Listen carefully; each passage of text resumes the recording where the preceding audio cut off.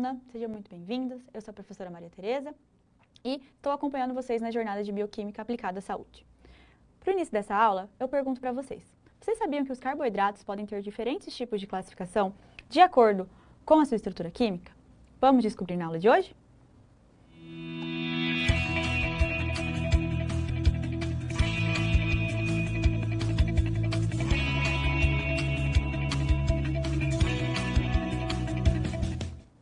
A classificação do carboidrato pode estar de acordo com a sua estrutura molecular. Desta forma, na aula de hoje nós vamos abordar os conceitos das famílias das cetoses, pentoses e aldoses. Então a gente vai abordar algumas definições que ainda são importantes para o nosso conhecimento. Então quando a gente fala de monossacarídeos, a gente está falando, dos carboidratos mais simples que a gente encontra, certo? E aí eles são normalmente sólidos, cristalinos, incolores, solúveis em água e muitos deles apresentam sabores adocicados. Você já deve ter experimentado um açúcar em que a gente observa ali, no nosso paladar um sabor doce, tá? E aí eles são classificados em duas famílias, as famílias das aldoses e cetoses. E essa classificação, ela vai ser baseada justamente na posição da carbonila em sua cadeia. Ou seja, na sua cadeia, a gente vai ter ali a presença da carbonila. E essa presença que vai definir a sua classificação. Quando a gente fala também dos carboidratos, dos monossacarídeos, um conceito muito importante é em relação à isomeria. A gente tem que os carbonos, normalmente, eles possuem alguns carbonos assimétricos. Então, os carboidratos, eles vão possuir aqueles carbonos em que os seus ligantes, as moléculas que estão ali ligadas, elas não são simétricas, elas vão diferir uma da outra. E aí, por conta disso, a gente vai permitir, então, a formação de muitos isômeros, tá? E esses isômeros são o quê? São a mesma estrutura, só que em posições diferentes ali de certos componentes da minha molécula, tá? E aí, a gente vai ter diversos tipos de isômero, mas dois deles têm grande importância biológica, tá? Que são os enantiômetros D e L, certo? Quando a gente fala dos monossacarídeos como D e L, tudo vai depender da relação espacial com o monossacarídeo de forma mais simples, que é o gliceraldeído. Então, aqui na imagem, a gente tem a estrutura do gliceraldeído, do D-gliceraldeído e do L-gliceraldeído. Então, a gente observa que no D-gliceraldeído o carbono assimétrico é este carbono aqui, A ligação dele, aqui é um radical diferente, aqui é um radical diferente, aqui é um radical diferente, e a mesma coisa em relação ao seu outro radical que está ligando ali, certo? Então, dessa forma, a gente tem o D-gliceraldeído, onde o grupo hidroxila está deste lado, e o L-gliceraldeído, em que o grupo hidroxila se encontra do lado oposto, certo? Do ponto de vista de ocorrência natural, a gente tem que o isômero que tem maior significativo é o isômero D. Por quê? O que vai acontecer com esse isômero? A maioria das enzimas biológicas, elas possuem ali a afinidade com a forma dos glicídios, da forma desse isômero D. Então, a gente tem maior funcionalidade biológica do ponto de vista, certo? Mas é uma importante classificação, um importante conhecimento que a gente precisa ter sobre os carboidratos. E aí, voltando, às imagens, então a gente tem aqui, o carbono que é assimétrico e a gente pode ter também vários outros tipos de carbono assimétrico, E o que a gente vai considerar também é o que está ligado ali no grupo hidroxila para a gente estar considerando a sua isometria. Normalmente, gente, uma outra coisa que acontece é que nas soluções aquosas,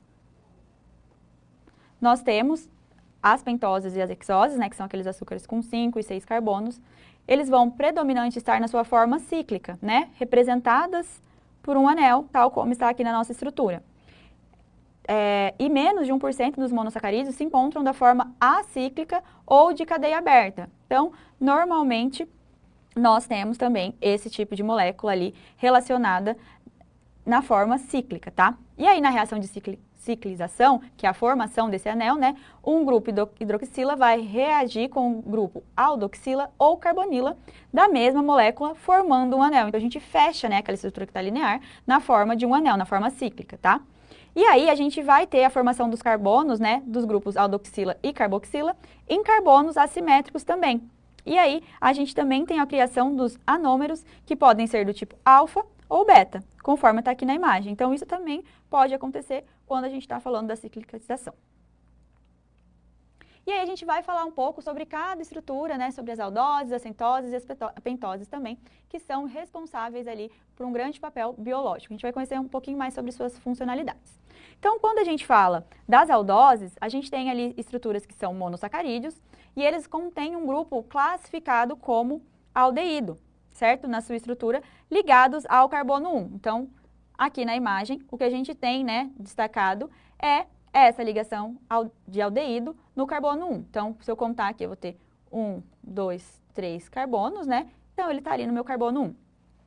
Esse grupo, né, a carbonila na extremidade da molécula, né, desse carbono, é o que vai diferenciar das cetoses. Então, é justamente o aldeído na posição 1 que faz eu classificar a minha estrutura ali como aldose. E o exemplo de aldose que a gente tem é a glicose e a ribose. Então, reparem, né, que a gente tem então, a presença do grupo aldeído ali no meu carbono 1. Qual que é a função das aldoses? Bom, como a gente tem ali a glicose como principal representante, a gente vai ter como função das aldoses reserva energética, participação no metabolismo no ciclo de Krebs, na via da pentose fosfato. Nós vamos ter ali a participação, né, em diversos tipos de estruturas da minha glicose, certo? Da minha molécula que tem uma principal importância ali como reserva energética. Além disso também, a gente tem na gliconeogênese, que é a produção de glicose, e na formação de polissacarídeos como amido e em vegetais. Então, a aldose também tem essa função, né, de produzir outras moléculas ali de açúcares. E as aldoses também podem serem precursoras para a síntese de aminoácidos, nucleotídeos e ácidos graxos. Então, uma importância biológica ali significativa. E aí, quando eu falo da cetose, a gente pode observar aqui através da figura que o meu grupo carbonila, ou seja, o meu C-O, ele está ali no meu carbono, de número 2, né, da minha estrutura. Não está ali no meu carbono de número 1, não está na extremidade. Dessa forma, eu tenho ali a minha cetose. Então, é isso que eu vou classificar, então, como uma cetona, esse grupo, né? Então, classificação desse tipo de carboidrato são umas cetoses. E aí, um exemplo que a gente tem, dos principais representantes, é a frutose, que está ali, né, que é uma hexose, ela possui 6 carbonos, e possui também um grupo cetona no seu segundo carbono. A função. Assim como a glicose, a frutose também ela está participando ali, ela ajuda, né, na obtenção de energia, na síntese ali de ATP, ela também vai ter esse papel, esse aporte energético também, certo? E aí a gente também tem a formação de polissacarídeos e glicoproteínas através da formação dessas cetoses, né? E também a frutose, ela pode ser encontrada em mel e frutas, né? E pode ser utilizada para nós como uma fonte de energia.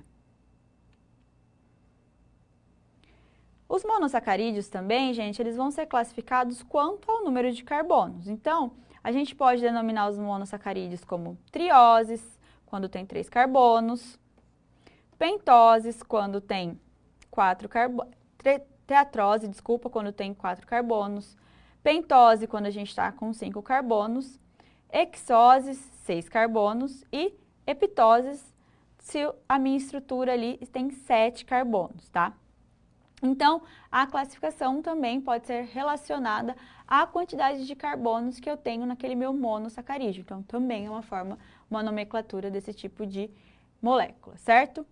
E aí, quando a gente fala das pentoses, que são aqueles meus monossacarídeos com 5 carbonos na sua estrutura, eu tenho duas que são de extrema importância do ponto de vista biológico, que é a ribose e a desoxirribose. Então, a gente vai falar um pouquinho mais, né, sobre essa estrutura da pentose devido a essa importância biológica que ela possui. Então, esses 5 átomos de carbono, né, elas estão ali formando essa pentose, esse monossacarídeo, e eles podem ter tanto o grupo funcional de cetona como aldeído. Então, gente, eu posso ter uma cetona, que é uma pentose que tem o meu grupo funcional cetona, e também uma pentose que é uma aldose que tem ali o grupo aldeído, tá? Normalmente, nas soluções aquosas, elas vão respeitar ali aquela configuração em forma de anel, né? Vai estar predominantemente na forma de anel. E também vão respeitar aquele apenas 1% que vão se encontrar ali na forma acíclica, tá? E aí, nós temos, então, como destaque a ribose e a desoxirribose, que são açúcares essenciais na estrutura dos ácidos nucleicos, né? Então, que são importantes ali do ponto de vista estrutural do nosso corpo, do ponto de vista genético também, tá? Então, a ribose e a desoxirribose são os açúcares que estão presentes no RNA, que é o caso da ribose, né? E a desoxirribose vai estar presente ali no DNA. Então, elas vão participar dessa estrutura, né, molecular responsável por carregar a informação genética. Extremamente importante ali, né, na nossa constituição, para a gente ter nosso organismo funcionando e ser possível a vida, né? Então, eles são blocos estruturais da formação dos ácidos nucleicos. Estrutura extremamente importante, né? Elas também participam das vias metabólicas, né? Que é da 5-ribose e 5-fosfato, que vai atuar justamente na via de pentose-fosfato, gerando o NAD-PH e ribose-fosfato, que são ali os precursores dos nucleotídeos. Então, essas pentoses, né, são essenciais para a formação do indivíduo, para a vida de modo geral. Porém, gente, quando há algum problema, né, no metabolismo, na produção dessa ribose, quando há uma deficiência, então isso pode interferir de forma significativa no metabolismo celular. Então, quando a gente tem ali uma deficiência na absorção, na produção, a gente vai ter alguns tipos de problemas como doenças que atingem a mitocôndria, doenças mitocondriais. Então, a gente sabe que a mitocôndria é uma doença, é uma estrutura responsável pela produção de energia celular e ela é dependente da ribose para a produção de ATP. Se a gente tem deficiência, então, na produção dessa ribose, a gente vai ter algumas disfunções associadas à mitocôndria, implicando, então, em impactos na função muscular e neurológica. Em contrapartida também, se a gente tem um acúmulo dessas pentoses, que são alguns casos raros que podem acontecer, mas que estão ali documentados, a gente também vai ter alguns distúrbios metabólicos. Porque essa pentose em quantidade exagerada e acumulada no nosso organismo, ela vai ter efeito tóxico que pode levar à desidratação celular e também outros distúrbios energéticos. Então, a gente vai ter diversos tipos ali de classificações em relação às estruturas, né, dos açúcares. Dentre os monossacarídeos, nós temos as definições de aldose e cetose e também alguns tipos de classificações em relação à quantidade de carboidratos presentes nessas estruturas que podem ali nomear também de forma diversa esse tipo de molécula.